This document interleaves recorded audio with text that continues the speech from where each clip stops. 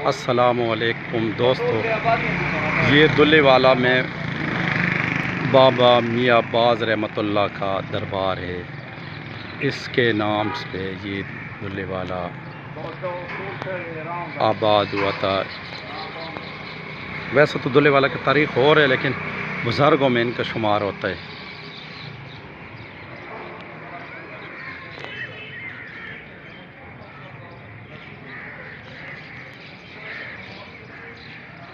ये बहुत पुरानी है, इसकी तारीख़ सैकड़ों और हज़ारों सालों में है। ये इसका एरिया है, लेकिन ये ख़त्म हो गया है। ये आपको मैं अंदर से दिखाता हूँ।